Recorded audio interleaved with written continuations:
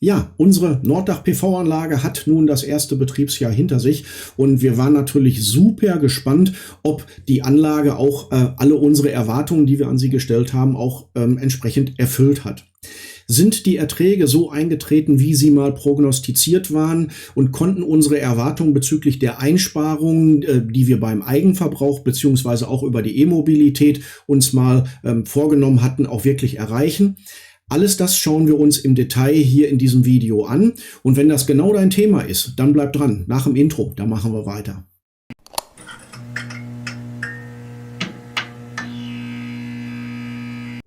Ja, willkommen zurück zum Video und schön, dass du wieder dabei bist. Ich bin Thorsten von Haus & Technik und heute möchte ich mit dir einen Blick auf unsere Norddach-PV-Anlage werfen, die wir nun seit mittlerweile einem Jahr in Betrieb haben.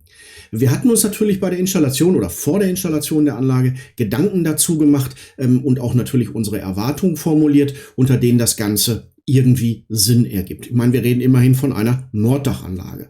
Dazu habe ich damals auch schon ein Video gemacht, verlinke ich euch oben hier im Video selber oder auch unten in der Videobeschreibung. Wenn ihr Interesse habt, könnt ihr da gerne noch mal reinschauen, was uns da damals alles so umgetrieben hat.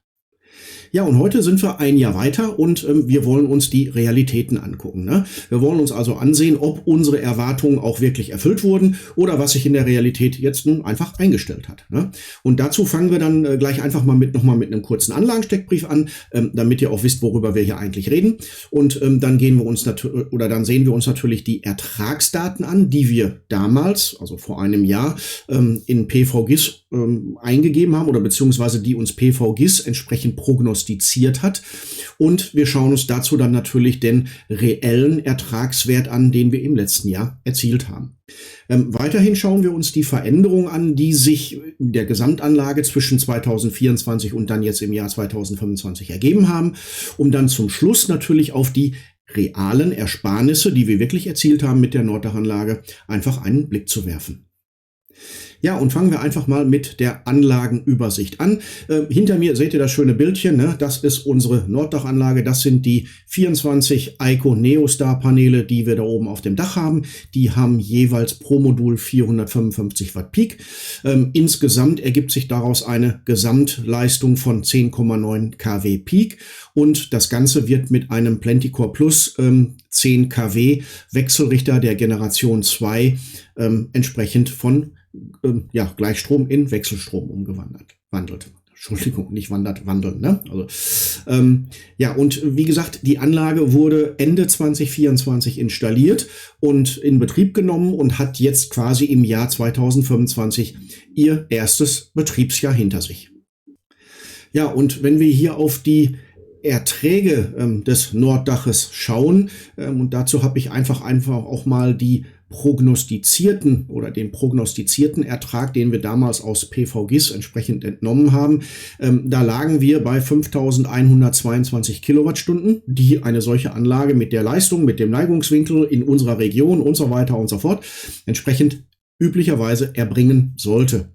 So, die realen Daten, die habe ich mir aus dem Kostal Solarportal entsprechend für den Wechselrichter oder beziehungsweise für die Anlage rausgeholt. Die lagen allerdings nicht ganz so günstig, sondern da sind wir nur auf 4.923 Kilowattstunden gekommen. Das heißt, wir haben rund ein Minus oder ein Defizit von 200 Kilowattstunden im Jahr 2025, wobei man sagen muss, das ist irgendwo bei 3,94%. Das dürfte in der Toleranzgrenze liegen. Ich meine, das Wetter ist ja auch jedes Jahr unterschiedlich. Also von daher würde ich einfach mal sagen, grob passt das eigentlich. Ja, wenn wir uns jetzt ansehen, wie sich denn eigentlich die Gesamtanlage, unsere Gesamtanlage setzt sich ja aus einer Bestands-Südanlage und der neuen Nordanlage zusammen. Und zur Südanlage, da habe ich auch schon mal eine Videoreihe gemacht. Auch die verlinke ich euch ganz gerne hier oben im Video oder auch unten in der Videobeschreibung. Wen das interessiert, was wir hier auf der Südseite alles schon gemacht haben, inklusive Garage und Moduloptimierer und was weiß ich nicht alles, dann dürft ihr da gerne mal reinschauen. Da sind vielleicht auch noch ein paar interessante Sachen für euch drin. Aber darum soll es ja heute nicht gehen, sondern wir wollen uns ja die Gesamtanlage deswegen angucken, weil ja eine Nordanlage in Anführungszeichen hinzugekommen ist. So, und da können wir jetzt eigentlich sehen, zwischen 2024 und 2025, dass der Ertrag, den wir aus den Anlagen bekommen haben, sich von in 2024 von 9,2 Megawattstunden auf 15,84 Megawattstunden in 2025 erhöht hat. Das heißt, das sind 6.640 Kilowattstunden, die wir mehr Ertrag haben.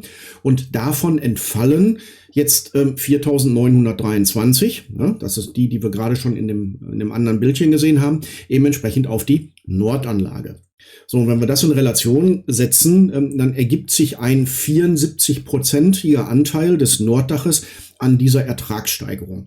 Das wird später noch wichtig, wenn wir uns die Ersparnisse angucken, weil wir dann natürlich dann auch mit diesen 74% rechnen müssen und können nicht 100% dessen nehmen, was wir jetzt einfach mehr haben. So, dann geht das weiter, dass wir die Einspeisung in das Netz, also das, was wir nicht benötigen an Energie, hat sich aus 2024 von 4,0, jetzt muss ich mal eben gucken, 4,08 Megawattstunden auf 9,47 Megawattstunden erhöht.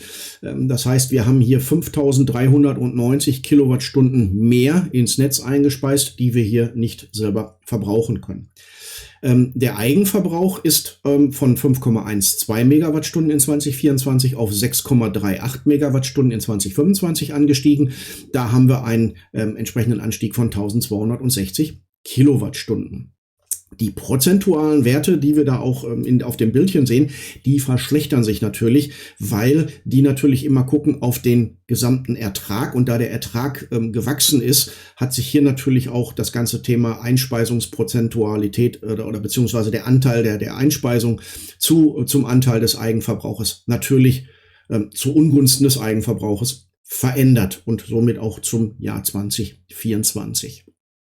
So, wenn wir uns jetzt hier nochmal auf 24, 25 bei der Gesamtanlage das ganze Thema Hausverbrauch angucken, wie sich das so ein bisschen im Detail niedergeschlagen hat, dann sehen wir eigentlich, dass der Hausverbrauch um 900 Kilowattstunden angestiegen ist über das, also im Jahr 2025, nämlich von 6,59 Megawattstunden in 2024 zu 7,49 Megawattstunden in 2025. Wobei wir eine Verringerung des Netzbezuges hatten, und zwar um 320 Kilowattstunden, nämlich von 1,63 Megawattstunden auf 1,31 Megawattstunden. Das heißt, wir haben mehr verbraucht, aber wir haben weniger aus dem Netz eigentlich bezogen, was eigentlich gut ist, hätte ich jetzt mal gesagt, ne?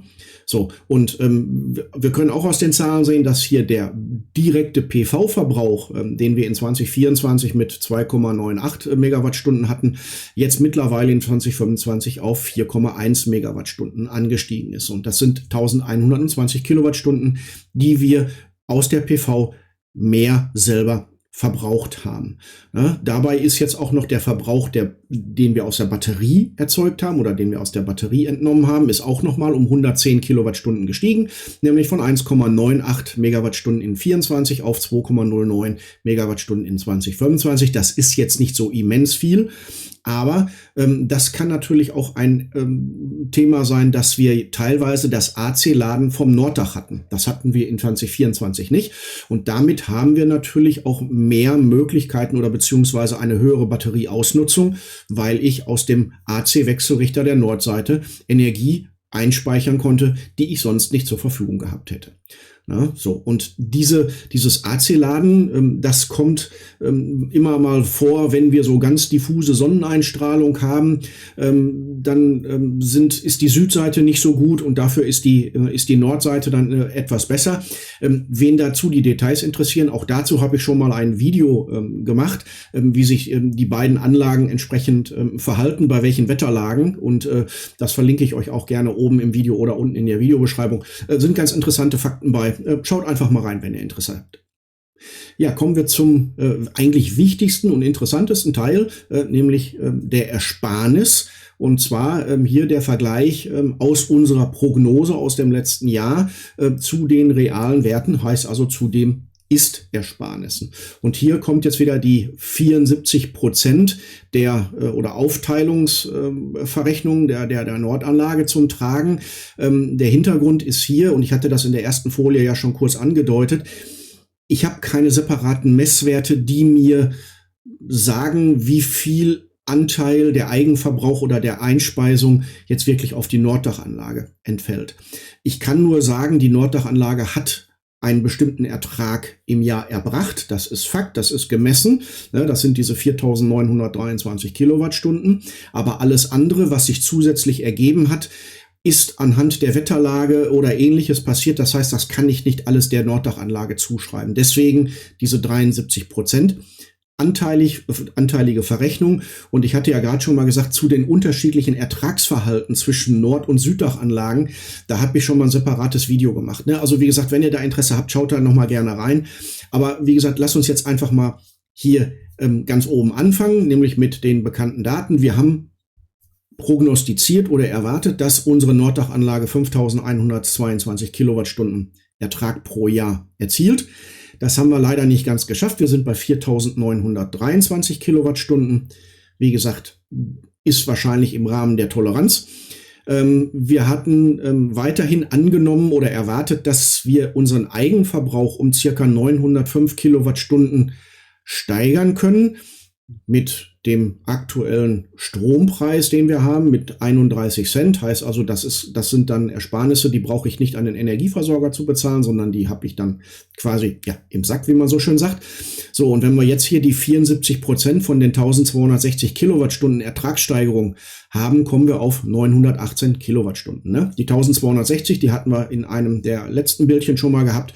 Die ergeben sich dann aus den Daten, die uns das Costa Solar Portal entsprechend gibt. So, das heißt also, wir hatten mal angenommen, dass wir 280,55 € einsparen können und wir sind sogar hier ein bisschen besser geworden. Jetzt nicht wirklich gravierend, aber wir liegen bei 4 € mehr. Wir haben jetzt also 284,58 € auf der Habenseite in Anführungszeichen. Ja, das ganze Thema E-Mobilität hat sich dann leider doch nicht so gut entwickelt, wie wir das vielleicht geplant hatten.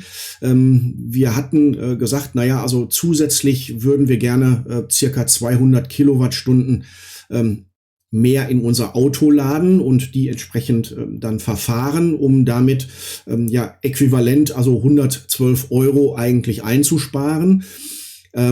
Das hat sich nicht ganz erfüllt. Wir sind auf 20 Kilowattstunden gekommen. Dazu muss ich sagen, wie gesagt, 2025 war da eher ein untypisches Jahr. Laut der Zahlen, die ich da aus meiner Wallbox sehe, hat sich zwar der Elektroanteil oder der reine Speicheranteil im Auto in den Wintermonaten etwas erhöht. Dafür ist im Sommer aber weniger gefahren worden. Ich hoffe, dass sich das nächstes Jahr wieder halbwegs egalisiert, aber in diesem Jahr sind die Fakten nun mal so, wie sie sind. Anstatt der 112 €, die wir uns prognostiziert haben, sind es am Ende des Tages 11,20 € geworden. So, das ist natürlich ein bisschen enttäuschend, ist aber so. Müssen wir gucken, ob es im nächsten Jahr, jetzt 2026, etwas besser wird. So, dann geht's zum Thema Einspeisung. Da hatten wir damals gesagt, ja, wir rechnen damit, dass wir rund 4.017 Kilowattstunden einspeisen werden. Zusätzlich und da gibt es eine Einspeisevergütung von 6,95 Cent. Also heißt, wir hätten rund 279,18 € hätten wir gerne als Ersparnis oder beziehungsweise als Rückzahlung gehabt. Das ist auch nicht ganz in Erfüllung getreten. Also wir haben 5.390 Kilowattstunden eingespeist oder im 2025 eingespeist und davon 74% können wir der Norddachanlage zuschlagen, also sind wir bei 277,17 €. Ja, 2 € weniger. Gut, ist jetzt auch nicht dramatisch, also das passt auch ungefähr. Aber am Ende des Tages, wenn wir uns die Ersparnis, die wir uns pro Jahr ausgerechnet haben, nämlich mit 671,73 €, kommen wir nur auf 572,95 €. Das heißt also, uns fehlen ganz klar die 100 € aus der E-Mobilität. Da beißt die Maus keinen Faden ab. Vielleicht wird es nächstes Jahr besser, aber wenn wir das reell sehen, haben wir die Erwartung eigentlich nicht ganz erfüllen können. Ja, wie gerade schon gesagt, alles in allem kann man sagen, die Bilanz hängt maßgeblich aktuell an der E-Mobilität.